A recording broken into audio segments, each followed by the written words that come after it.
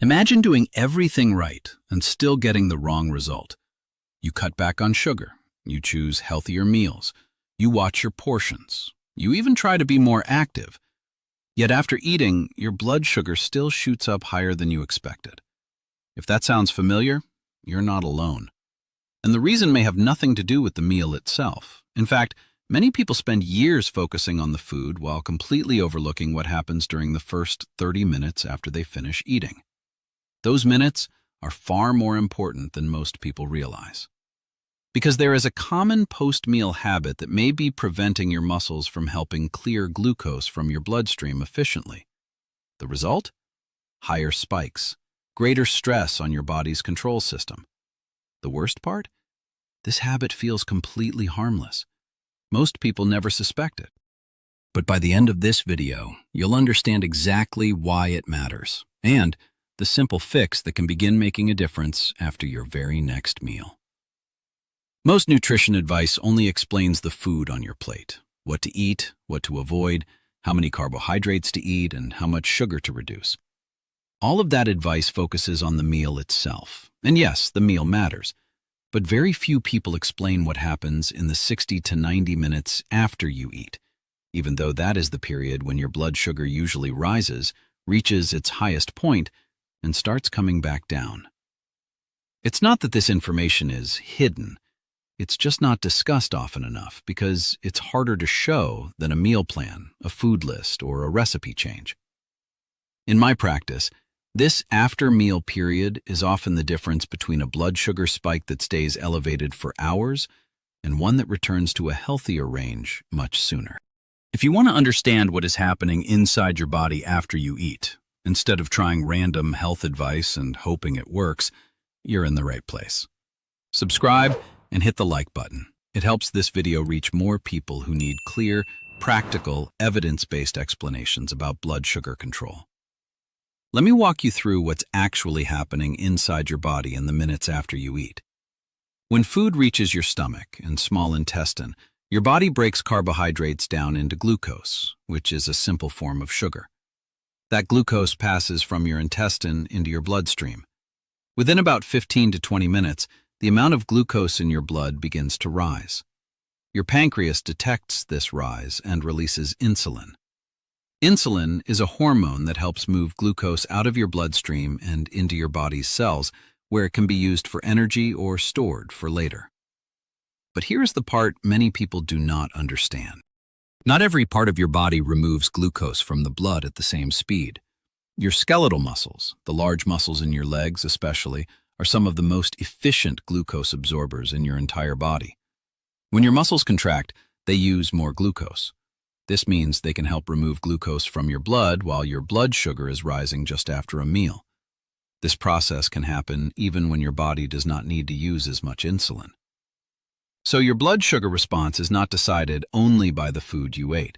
It is also affected by what you do in the first hour or two after eating.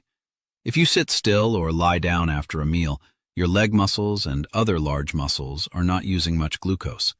As a result, more glucose can remain in your bloodstream for longer.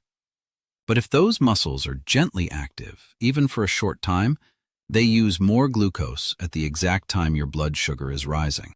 The 60 to 90 minutes after eating are especially important because this is when glucose from your meal is entering your blood and your blood sugar is moving toward its highest point. Once you understand this, the next question is simple.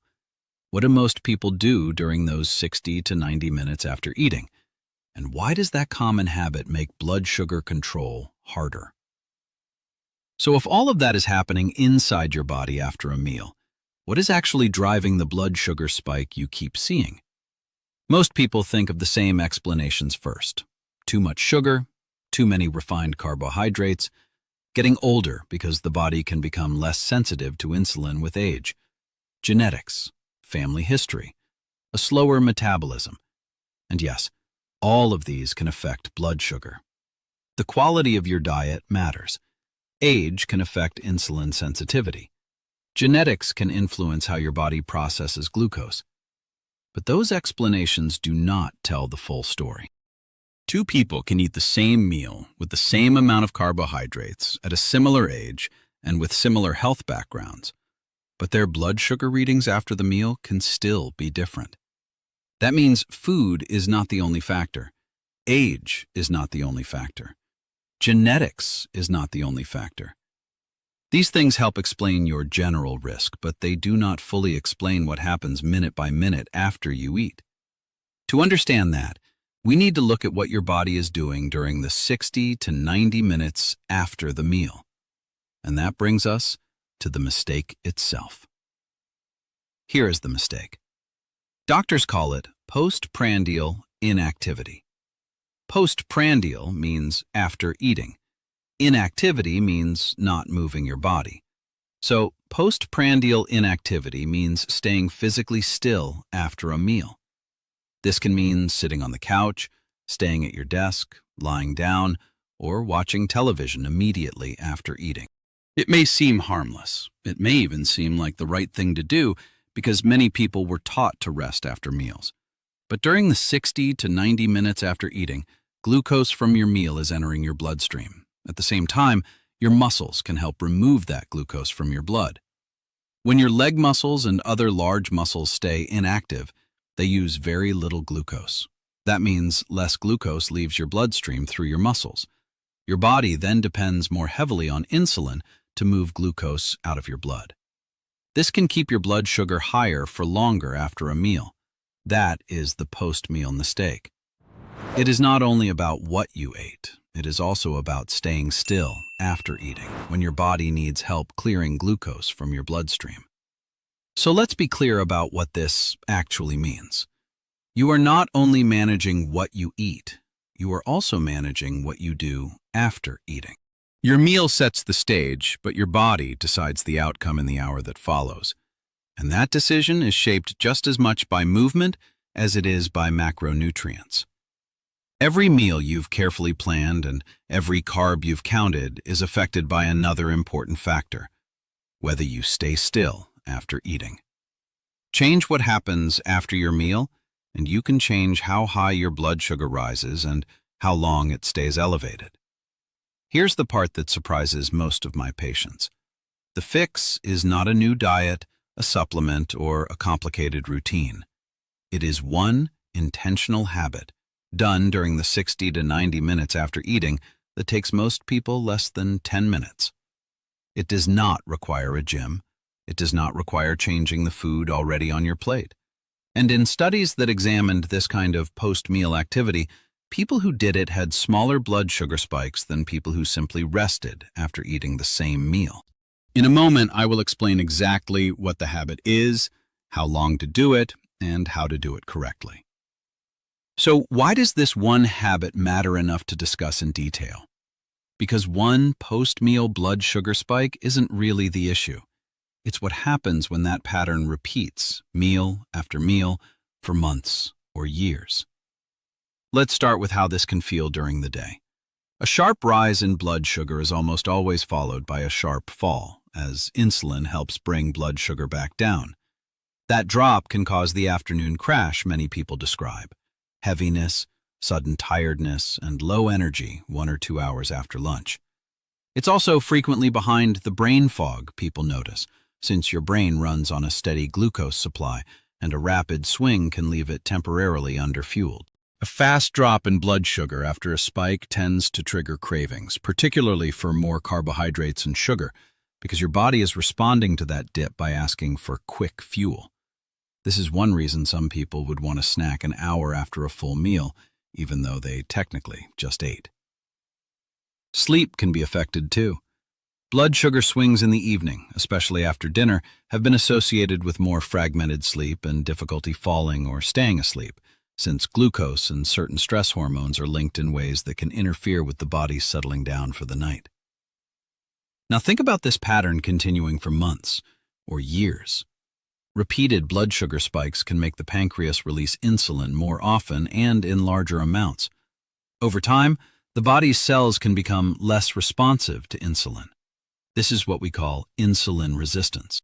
Your body compensates at first by producing even more insulin, and elevated insulin levels are associated with increased fat storage, particularly around the abdomen. If insulin resistance continues to progress, fasting blood sugar and average blood sugar levels start to drift upward as well. That's the territory of pre-diabetes, a stage where blood sugar is higher than normal but not yet in the diabetic range. Left unaddressed, pre-diabetes can progress to type 2 diabetes, which can affect circulation, nerve function, and heart health over time. This does not happen from one blood sugar spike or from sitting still after one meal. It happens when the same pattern repeats after many meals, for years. That is why the daily habit matters more than most people realize. There's a 2025 study published in Scientific Reports that I think every adult managing blood sugar should know about. Researchers asked participants to drink a glucose solution. After that, the participants either rested, walked for 10 minutes immediately after drinking it, or walked for 30 minutes later. The group that rested had a blood sugar peak of 181.9 milligrams per deciliter. The group that walked for just 10 minutes immediately afterward had a lower blood sugar peak of 164.3 milligrams per deciliter. That is a clear reduction from only 10 minutes of walking after glucose intake.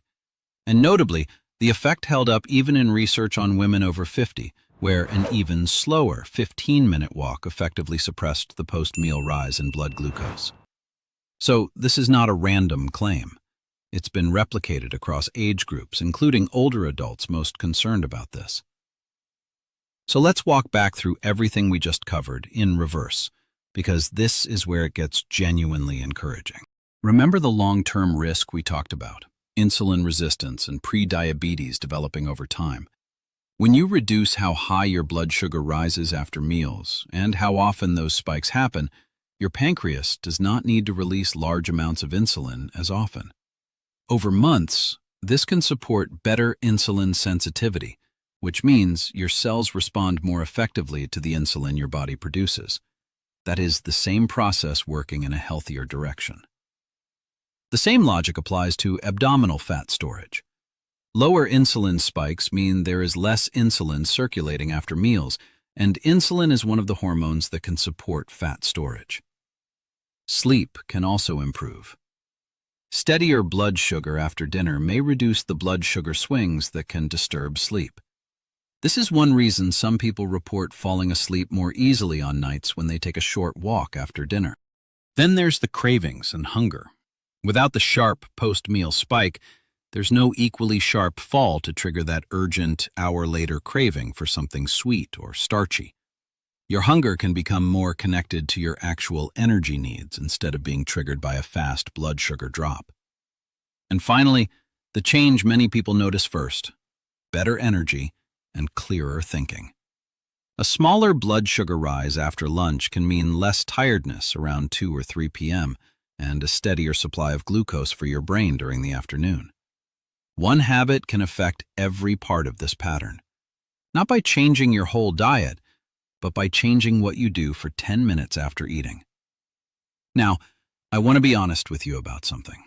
A post-meal walk is one of the most effective single habits I can recommend, but it isn't a substitute for everything else that affects your blood sugar.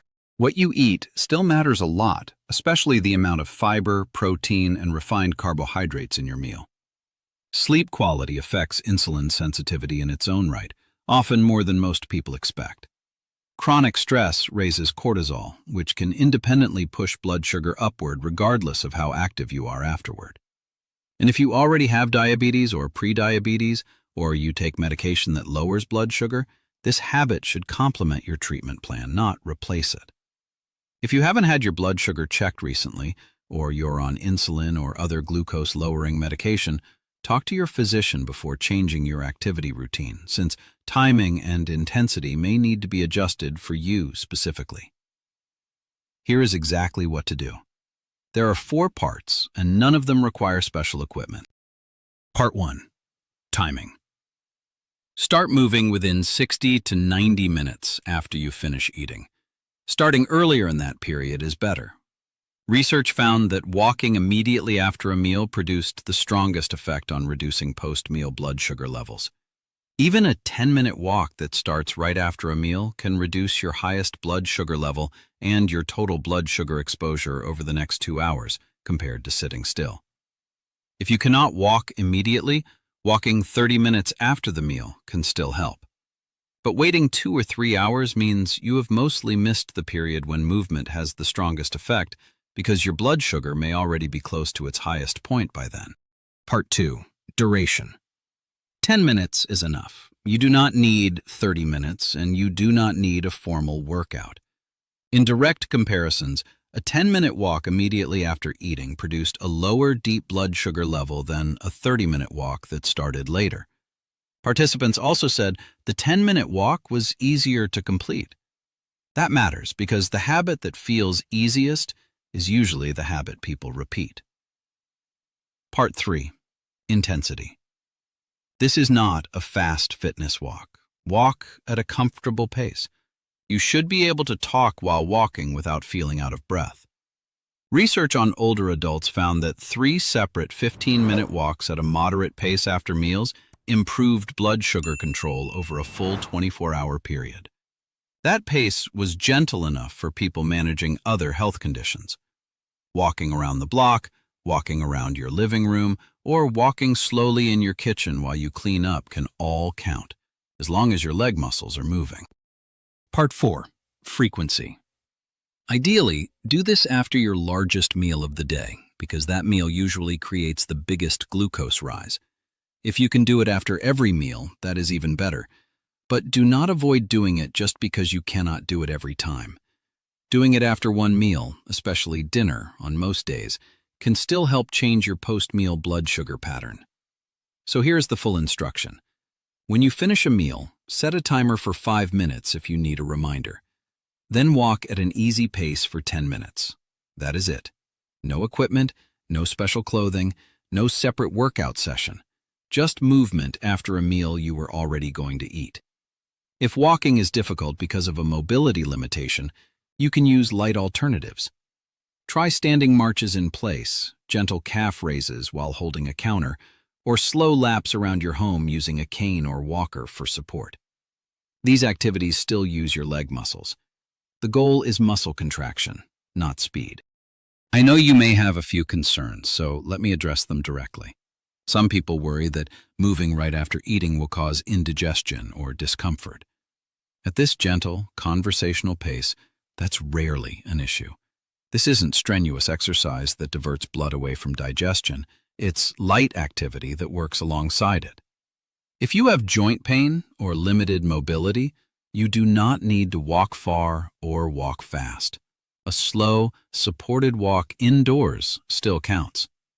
Gentle calf raises or marching in place can also work the same leg muscles without putting as much pressure on your joints. And no, this type of light movement should not make your blood sugar drop too low for most people. You are not forcing your body to burn a large amount of energy. You are helping your muscles use some of the glucose that is already in your bloodstream after the meal. If you have diabetes and take insulin or medication that can lower blood sugar, talk to your doctor before adding post-meal walks. Medication plus extra activity can sometimes lower blood sugar more than expected, and your dose or timing may need to be adjusted. If you have arthritis or significant joint pain, shorten your walk, slow your pace further, or substitute the seated or standing leg exercises I mentioned earlier. What matters is muscle contraction, not distance covered. If you're managing a heart condition, keep the movement gentle and comfortable. Ask your cardiologist about any activity restrictions specific to your condition before starting. If you use a walker, cane, or wheelchair, you can still use short supported movement. Seated marching with arm support may also help activate your muscles. The goal is gentle, consistent movement that matches your ability, not a specific distance or speed. So what should you expect and when should you expect it? If you track your blood sugar with a glucose meter or a continuous glucose monitor, you may see a smaller rise after meals within the first few days. This is because the effect happens after each meal, not only after several weeks. Changes in energy and mental clarity may take longer. Fewer afternoon crashes and less brain fog may appear gradually during the first 1 to 2 weeks as your blood sugar rises and falls less sharply. Deeper changes take longer. Better insulin sensitivity, or a lower A1C if you are tracking it with your doctor, usually takes a few months of consistent practice. These numbers reflect your blood sugar pattern over time, not the result of one meal or one walk. Be patient with the timeline. The early changes can be real, but the larger benefit compounds the longer you stay consistent. I want to be clear about something.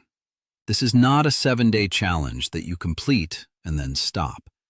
It is a daily habit, the same way brushing your teeth is a daily habit. Think about it this way. You don't brush your teeth once and expect lifelong protection from cavities. You do it after meals, every day, because the threat, plaque, bacteria, shows up every day too. Your blood sugar works the same way. Every meal you eat creates a new rise that needs to be managed, whether that meal happens today or 20 years from now. So the post-meal walk is not something you finish. It is something you connect to eating itself, the same way you might wash a plate or put leftovers in the fridge. Meal first, then movement. Every time, for as long as you're eating meals, which, fortunately, is the rest of your life. That's not a burden. That's just how this particular system of your body was built to work.